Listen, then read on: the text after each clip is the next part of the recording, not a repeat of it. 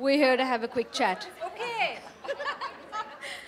Good evening and welcome to the Fashion for Livelihoods post-show press conference at the Lakme Fashion Week Summer Resort 2019. We have with us here three amazing designers who are here to talk to us. Please let's give a hand for them. And they are here to tell us about their story, their journey, and everything that brought them to this day and where we are here. So here we have Mr. Kabir and Ms. Sushmita Ghosh. And with them, Sushma? Am I saying it incorrect? Shumita. I'm bad with names, so if you can help me pronounce it correctly. Shumita Ghosh. And we have Sapna Bhavnani, their muse. So if you all can talk to us about your collaboration and your collection and the reason you're here today. Hi, good evening. Yes, it's a collection of Anam into Rang Sutra, and I think it happened very quick. We met the marketing head for Rang Sutra, Miss Ipshita, and it was just very intuitive and very quick, and a lot of trust between each other. And we just talked about that we want to present craft in the most unconventional way. And Rang Sutra's contribution in the craft has been amazing over the years. And also we are based together in Shapoorji. Our studios are very close, so I would always see the studio of Rang Sutra. And we just sat down with the design team and we said, how can we present it in the most unconventional way? Because Anam has been known for its silhouettes and its unconventional way, how we present identities and gender and everything. And it was Sumita's and Ipshita's, their blind faith and trust, and they said, okay, fine, like let's just do it. Like, you know, it was a very mutual trust between the both collaborators, and of course we presented as very street style. With a lot of colors, with bandhani. The collection is called Bandhan as well, which is inspired from the bandhani that you can see what Sapna is wearing. And this bandhani is done at a craft cluster at Rang Sutra in Churu, and it's dyed in Bikaner. So we worked with two clusters in Bikaner and Churu. And yeah, it was very effortless. And we were looking for a muse who is effortless and no better than Sapna, you know, and who is all over, like an actor, a filmmaker, an artist, a healer. And for me at Anam, it was like a circle coming, closing, because Sapna was the first person from Bombay in 2015 who walked into my store in Shapoorji in Delhi. And we just met, and she wore one of her pieces, a black robe, to meet the Prime Minister. So yeah, when there was no better we could think of having as a muse for this particular show, because it was about breaking the norms of craft as an old school or as a very boring sort of like, you know, that, and it was the trust of Ranga Sutra. So that's how the collection happened very quickly. That's amazing, right? Isn't it amazing when you actually work together and it doesn't even seem like you're working and it just happens and you have beauty in front of you? Yeah. It's fantastic.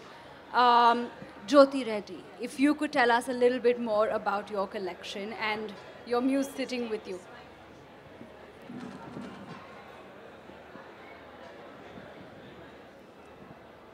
Hello? I think I can. Maybe it's just because I'm closer to you. Can you all hear? They can also hear you. So, this collection of mine, Bhumi Bhumi, was actually inspired by my grandson. And I felt that all of us need to move towards a shared ethos of thinking where we leave a less fragile ecosystem for our future generations. So it inspired me then to work with natural dyes, textures of the earth, and of course, the essence of the whole collection is the airy silk yarn, which is, I think, nature's most sustainable fiber.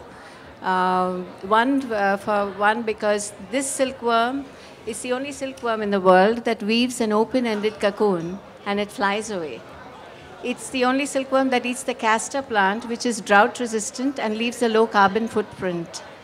And this silk is inherently isothermal. It keeps you cool in summer, warm in winter. It's durable, it's soft like cotton, it has the texture of linen, it has the warmth of wool and the sheen of silk. It is unmatched in its comfort factor. So I discovered the silk about 17 years ago, where we set up a silk yarn factory in Assam, where we employ 250 indigenous women who now, where initially they hand spun this yarn and made their, garments. Now they hand guide this yarn to spindles, and we got a more consistent yarn. So then Eri became commercially viable. So I took this yarn, and since, I've been working for over 25 years, and this is the culmination of all the work.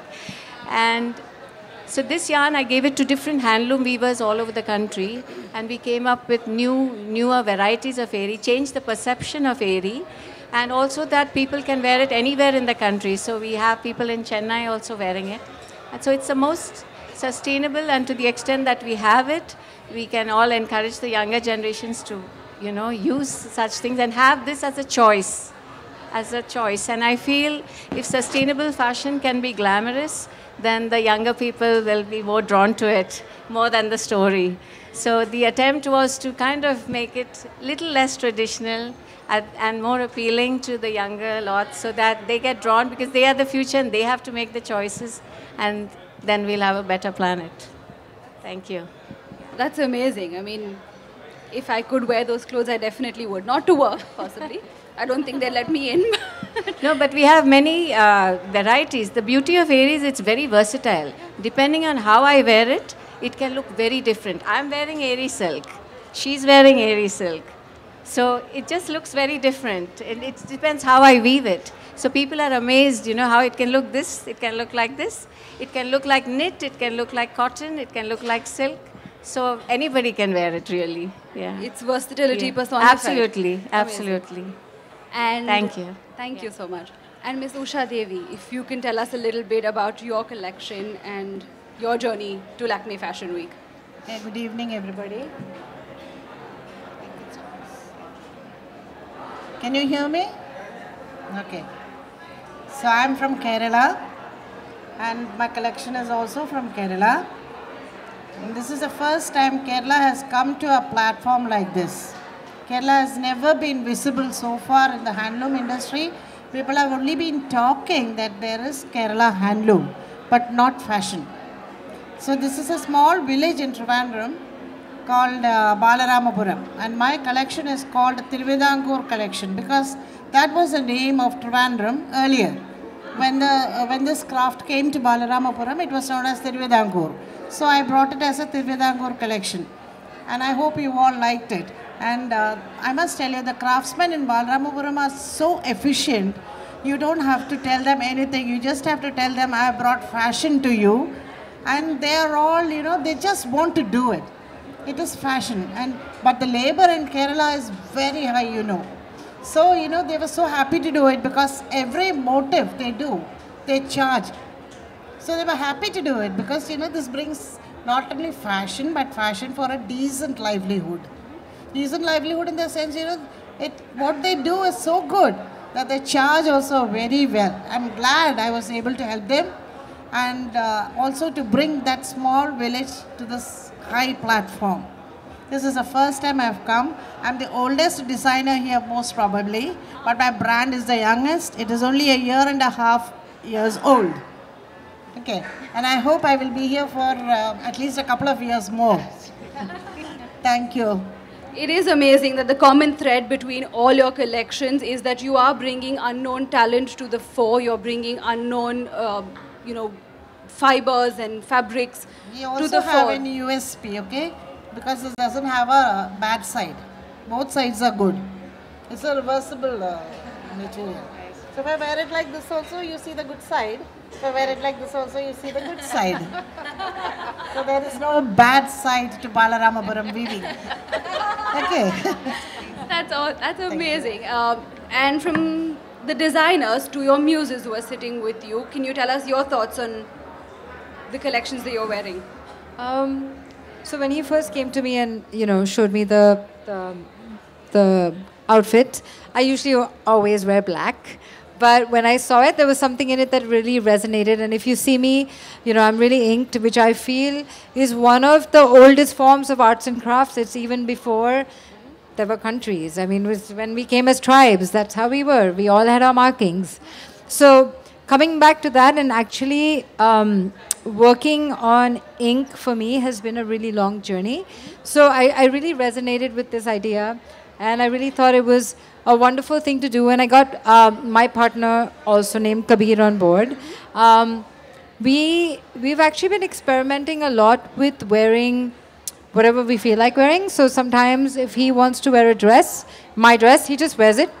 He's actually the one who picked up a makeup palette and put makeup on me. And we do this in villages and cities. And this whole thing of, only gay men wear dresses and only lesbian women, dress up as butch, or whatever titles you want to give them, which is so ridiculous. It's just that the whole point just comes to comfort. I don't think it's got anything to do with glamorous. I think whether you want to appeal to old people, middle-aged people, young people, the bottom line is comfort. And if I can wear this, if I can wake up and wear this in 5 minutes and look effortless, I think that's what it's about. And even when it comes to hair, with my own salon, that has been my motto, that if you spend more than 5 minutes on your hair on a daily basis, then you need to get a job or a life. Whatever is easiest, yeah? So it's the same thing with fashion. If you're going to spend 2 hours trying to put one thing together and trying to look all glamorous and then walk out, it's very forced. And that's not how you should be in general. Absolutely. Effortlessly chic is what we are all trying to go for. Yeah. Malavika, if you can give us your thoughts. I think the first thing I look for when I'm collaborating with a designer, be it for a photo shoot or Lakme, is this something that I would pick? Like, is this something I would want to wear as me? I wasn't very familiar with what she spoke about, airy silk, right? It's a specific kind of silk. So I didn't have much knowledge about this airy silk prior to meeting her. And she told me a lot about it. And apart from the fact that it's such a cool fabric, what she's making, I think it's a lot of designs that she has is something I would wear, Okay, maybe specifically not this on a daily basis, but she has everything from saris to dresses to pants and crop tops, and there's something in it for everyone. And I think that's the combination of things, It looks pretty, it's super comfortable, the fabric is very breathable. I think it's a win-win. I mean, there's nothing that it lacks, So it's something I would personally choose as well to wear. And I think you have a winner at hand if, Your clothes can do everything. I think Malavika summed it up perfectly. Every one of their garments is a win-win. You can't go wrong, whether you pick a beautiful sari or an outfit like that or something in Bandhani. I mean, there's something for everybody. So thank you so much. Thank you. For showcasing your beautiful collection with us, for sharing your story with us today. If you'd come ahead, we'd like a picture of all of you together. Thank you.